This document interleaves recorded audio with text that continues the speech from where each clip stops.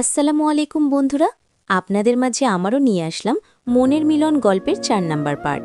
আর যারা এখনও আমাদের এই চ্যানেল সাবস্ক্রাইব করেননি অবশ্যই সাবস্ক্রাইব করে দেবেন। তো বেশি কথা না বলে গল্প শুরু করা যাক। প্রথমে তাও মনে হচ্ছিল তুমি আমায় দেখে চমকেছ, অস্বস্তির শিকার হচ্ছ, হয়তো কিছুটা ভয়ও পেয়েছ, কিন্তু না, তারপরেই আবার ধীরে ধীরে বদলে যাচ্ছ। তোমাকে আমার অচেনা লাগছে, বড্ড অচেনা। ৪ বছরে একটা মানুষের এতটা বদল কি সত্যিই অভাবনীয় নয়? আচ্ছা, আমরা দুজন মুখোমুখি হওয়ার পর আপনার মুখ নিঃসৃত প্রথম কথা যেন কি ছিল, মনে আছে? এটা বুঝি আমার প্রশ্নের উত্তর ছিল? ওকে, তাহলে চুপচাপ বসে থাকুন, কারও কোনো কথা বলার প্রয়োজন নেই, আর প্রশ্ন উত্তরের পর্ব বাড়ানোরও দরকার নেই। কোনো একজন যাত্রী নেমে গেলে আমি না হয় সিট বদলে নেব। জাগ্রত দমে গেল, বিরক্তি ভরা কণ্ঠে নরম করে বলল, আমার অত গুছিয়ে মনে নেই, তোমার তো মনে আছে, তুমিই বলো। বলে তোমার কথা শেষ করো, তারপর আমাকে আমার প্রশ্নের উত্তর দাও প্লিজ। বলেছিলেন টাঙ্গাইলে নিজের বাড়ি রেখে আমি বরিশালে কেন? নিজের বাড়িতে কি জায়গা হয়নি, নাকি বরিশালে তো আমার কোনো আত্মীয় নেই, তবুও সেখানে কেন? নিজের বাড়িতে মানিয়ে থাকতে পারিনি, ইত্যাদি ইত্যাদি এরকম কিছু কথাই বলেছিলেন, রাইট? জাগ্রত জবাব না দিয়ে অপলক চেয়ে রইল। ফাল্গুনী উত্তরের আশায় বসে রইল না, বলতে শুরু করল। একটু আগেই আবার প্রশ্ন করলেন, সেপারেশনের দিন থেকে এ পর্যন্ত আমি কোথায় ছিলাম, তাই না? কি বোঝাতে চাচ্ছ? মুখোমুখি হওয়ার পর নিজেকে আমার সামনে এমনভাবে উপস্থাপন করলেন যেন আমার খোঁজখবর আপনি কিছুই জানেন না, কসমিনকালে কখনো শোনেননি আমি আমার বাড়িতে নেই, মানে টাঙ্গাইলে নেই। তারপর বেশ আয়েশ করে তুচ্ছতাচ্ছিল্য করলেন আমায়, ছোট করার কোনো ফাঁক ফকরও বাদ দেননি। তারপর একটু আগে আবার প্রশ্ন করছেন, সেপারেশনের দিন থেকে এ পর্যন্ত আমি কোথায় ছিলাম। বিষয়টা হাস্যকর না?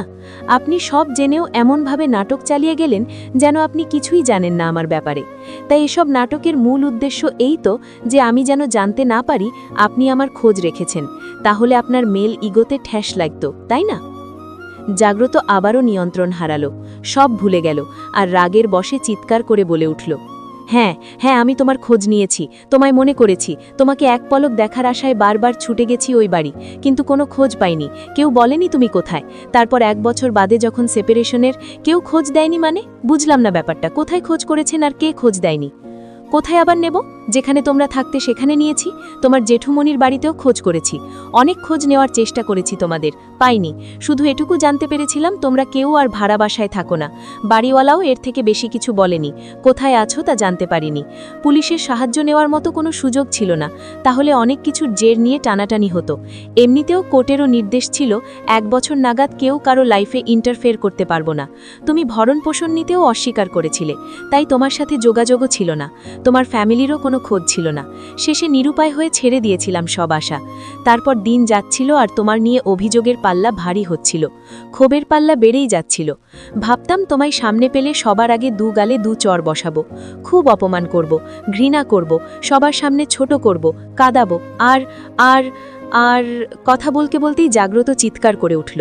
চিৎকার করে মাথা চেপে ধরে বলল, তুমি আমার জীবনের সবচেয়ে বড় ভুল ছিলে, সবচেয়ে বড় ভুল। আমাকে নিঃশেষ করে দিয়েছো, তুমি নিঃশেষ করে দিয়েছো। তুমি কখনোই সুখী হতে পারবে না, কখনোই না, কোনোদিনও না। তোমাকে মেরে ফেলতে ইচ্ছে করে আমার, আর তারপর নিজেকে। বাসের সকল যাত্রীর মনোযোগ এখন জাগ্রত আর ফাল্গুনির দিকে, তবে এখন আর কেউ বিরক্ত হচ্ছে না, বেশিরভাগই মজা লুটছে আর নিজেদের মধ্যে সমালোচনার ঝড় তুলছে। কিছু মানুষ উৎসুক নয়নে দেখে যাচ্ছে শুধু, কোনো প্রতিক্রিয়া ছাড়া, আর কয়েকজন ব্যথিত হচ্ছে একটি সম্পর্কের বিচ্ছিন্নতার নজির দেখে, আফসোস করছে একটি সম্পর্কের ভাঙন দেখে। কন্ট্রাক্টরও সামনে আসেনি, একটু দূরে দাঁড়িয়ে দেখে যাচ্ছে সব, আর মাঝে মাঝে বাস চালককে গিয়ে এদিকের খবর দিচ্ছে। এরই মধ্যে বাস থেমে গেল, মির্জাপুর এসে পৌঁছিয়েছে বাস, 2 জন যাত্রী নেমে গেল সেখানে। ভোর হতেও দেরি নেই, আলো ফুটতে শুরু করে দিয়েছে অল্প অল্প করে। কিছুক্ষণের পরেই দেখা মিলবে হলদে বামনের, অজস্র আলো আর অল্প তেজ নিয়ে পদার্পণ করবে পৃথিবীর বুকে। তারপর ধীরে ধীরে নিজেকে মেলে ধরবে প্রকৃতির সোনা মাখা অঙ্গে, দূর হবে সমস্ত কালো অন্ধকার। উঠে দাঁড়ান। জাগ্রত 2 হাতে চুল খামচে ঝুঁকে বসেছিল। এরই মধ্যে কানে আসে ফাল্গুনির নরম কণ্ঠ। কণ্ঠ শুনে মনেই হচ্ছে না এতক্ষণ কিছু হচ্ছিল তাদের মধ্যে। জাগ্রত মাথা তুলে অগ্নিচূর্ণ দৃষ্টিতে চেয়ে রইল ফাল্গুনির চোখে, তবে ফাল্গুনির দৃষ্টি এদিক সেদিক করে হ্যান্ডপার্স গোছাতে ব্যস্ত। একবারও নয়নজোড়া তুলে দেখেনি জাগ্রত আর তার দৃষ্টিকে। কেন দেখেনি তা শুধু সেই জানে। নিম্নমুখী হয়েই জাগ্রতকে কথা ছুড়ে দিয়েছে সে।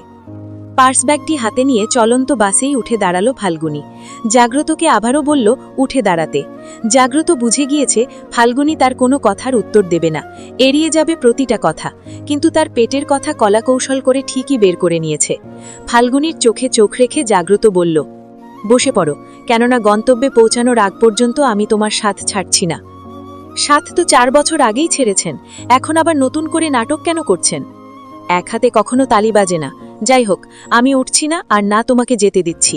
চুপচাপ বসে পড়ো আর আমার প্রত্যেকটা প্রশ্নের উত্তর দাও। ফাল্গুনী বেশ কিছুক্ষণ তাকিয়ে রইল জাগ্রতর দিকে, হয়তো ভেবে নিল কিছু আর ছক কষে করে নিল কোনো পরিকল্পনা। তারপর বসে গেল নিজের সিটে।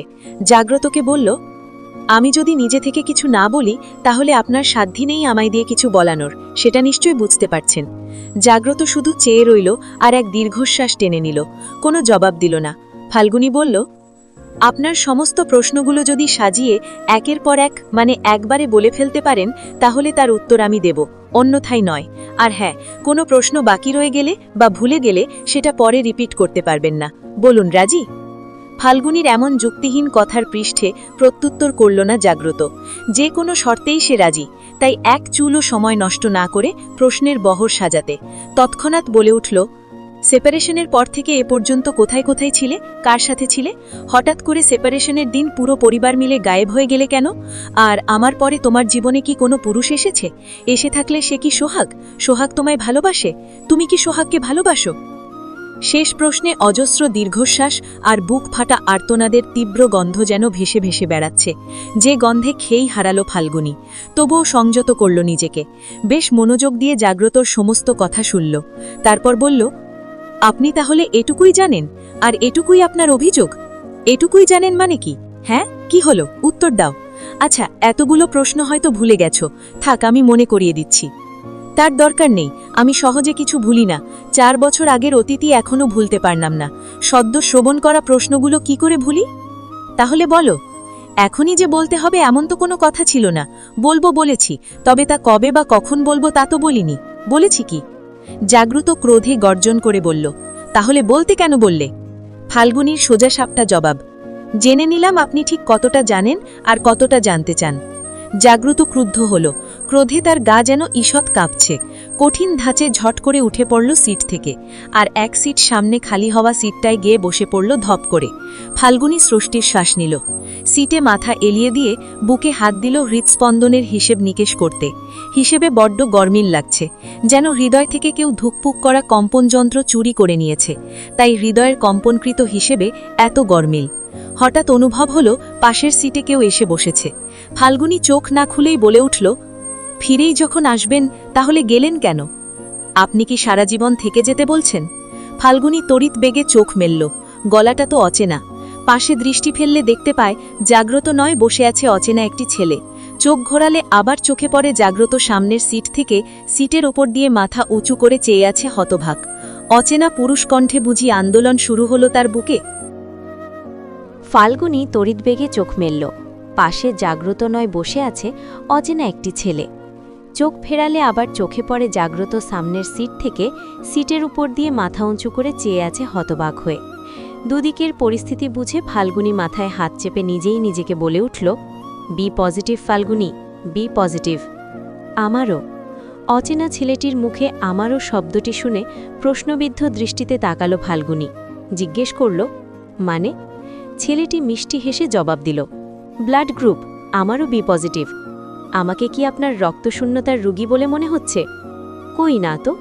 তাহলে ব্লাড গ্রুপের প্রচার করতে এসেছেন যে? প্রচার করতে আসিনি, পরিচিত হতে এসেছি। এতক্ষণ তো স্কোপই পাচ্ছিলাম না, আর কিছু সময় পর তো আপনি নেমে যাবেন, তাই সিট খালি হতে দেখে চলে এলাম। আপনি চেনেন আমায়? না, আপনাকে চিনি না, তবে আপনাদের দুজনের মাঝে এই দূরত্বটাকে আমি চিনি। দূরত্ব চেনা যায় না, অনুভব করা যায়। হ্যাঁ, ভালো বলেছেন, আমি অত গুছিয়ে বলতে পারি না। যাই হোক, ছেলেটাকে কথা শেষ করতে না দিয়ে ফাল্গুনী চট করে বলে উঠল, আপনার সিট কোথায়? আপনার সিটের এক সিট পিছনে, সেখানে গিয়ে বসুন। আমি অচেনা কারো সাথে সিট শেয়ার করে এভাবে কথা বলতে কমফোর্টেবল নই। যদি কিছু মনে না করেন, একটা কথা বলতে চাই। বলুন। আপনাদের পিছনে বসার দরুন প্রথম থেকে শুরু করে এতক্ষণ অবধি আপনাদের দুজনের সমস্ত কথাই আমি শুনেছি। আপনাদের সম্পর্কের অতীত ও বর্তমান নিয়ে আমার ছোটখাটো একটা ধারণা হয়ে গেছে। আমার মনে হয়েছে আপনারা এখনও ভালোবাসেন দুজন দুজনকে। আলাদা কেন হয়েছেন জানি না। আলাদা হওয়ার অজুহাত খুঁজলে মাইলের পর মাইল লম্বা লিস্ট খুঁজে পাওয়া যায়, কিন্তু ভালোবেসে একসঙ্গে থাকার জন্য একটি অজুহাতই যথেষ্ট। সেই একটি অজুহাত খুঁজে নেবেন। পৃথিবীর সবথেকে সুখী ব্যক্তি মনে হবে নিজেকে। আমিও সেই পথেরই পথিক। অজুহাত খুঁজতে ও খুঁজে দিতে নেমে পড়েছি ভাঙনের রাজপথে। আপনাদের মাঝে আমার মতোই আরেক অধমের ছিটে ফোটা নজরে এলো, তাই আগ বাড়িয়ে কথা বলতে এলাম। আর প্রথম কথাটা মজা করে বলেছিলাম, মাফ করবেন, ভালো থাকবেন, আসছে। ফাল্গুনী ভাবলেশীন, যেন প্রাণহীন কোনো কাঠের পুতুল বসে আছে শক্ত হয়ে। জাগ্রত প্রথমে ছেলেটার কথা শুনে সিট ছেড়ে দাঁড়িয়ে পড়ে ক্ষুব্ধ নয়নে তাকিয়ে থাকলেও পরের কথাগুলো শুনে বসে পড়েছে সিটে। চুপচাপ বসে শুনে গেছে কথাগুলো। আর তারপর অতীত হাতরে খোঁজ শুরু করেছে সেই একটি অজুহাতের, যা নিয়ে থাকা যেত একসাথে। ছিল তো তেমন হাজারো অজুহাত, ছিল অনুভূতির বহর, কিন্তু বুঝতে বড্ড দেরি হয়ে গেছিল কিনা, তাই ধরে রাখতে পারেনি তার হৃদয় হরিণীকে। ফাল্গুনী ভাবছে, ভালোবাসার পূর্ণতা শুধু একজন মানুষকে ঘিরে হয় না, পরিবারের সবাইকে নিয়ে হয়। আর যদি পরিবার সে পূর্ণতা না দিতে পারে, তাহলে একমাত্র অবলম্বন থাকে নিজের স্বামী। আর সেই স্বামী যখন বিবেক বিবেচনা না করেই ঘোষণা করে দেয় তুমি যোগ্য নাও, অবিশ্বাসের পর্দা টাঙানো চোখে তাকায় আর চোখে চোখে চোখ রেখে দৃষ্টি দিয়েই ঘোষণা করে দেয় তুমি মিথ্যেবাদী, তখন কোনো অজুহাতই পারে না সম্পর্ক টিকিয়ে রাখতে। ফিকে পড়ে যায় সব অজুহাত। রংচটা ঘুনে খাওয়া লাগে সম্পর্ক, আর জং ধরে যায় সকল অনুভূতিতে। বাস থেমেছে টাঙ্গাইল শহরে। বেশ কিছু যাত্রী নেমে গেছে এরই মধ্যে। সবাই যার যার কাছে থাকার রিসিট দেখিয়ে ব্যাগপত্র বের করে নিচ্ছে। জাগ্রতের তেমন বড় কোনো ব্যাগ ছিল না সাথে, তাই সে এক কোণায় দাঁড়িয়ে দাঁড়িয়ে দেখে যাচ্ছে ফাল্গুনীকে। সে এখন নিজের ব্যাগপত্র বের করায় ব্যস্ত। ফাল্গুনীর থেকে চোখ সরিয়ে ফোনের স্ক্রিনে চোখ রাখল। 6টা বাজে। জাগ্রত লুকিয়ে দাঁড়িয়ে আছে একটি দোকানের কোণায় গিয়ে। বাস থেকে নেমেই সিএনজিতে উঠেছিল, তারপর ফাল্গুনীর চোখের আড়াল হতেই নেমে গেছে। ডাবল ভাড়া দিয়ে সিএনজি বসিয়ে রেখে দিয়েছে খানিক সামনেই। ফাল্গুনী কোথায় যায় এবং কার সাথে যায় তা সে দেখতে চায়। কেউ নিশ্চয়ই নিতে আসবে বা এসেছে, নাকি একা যাবে।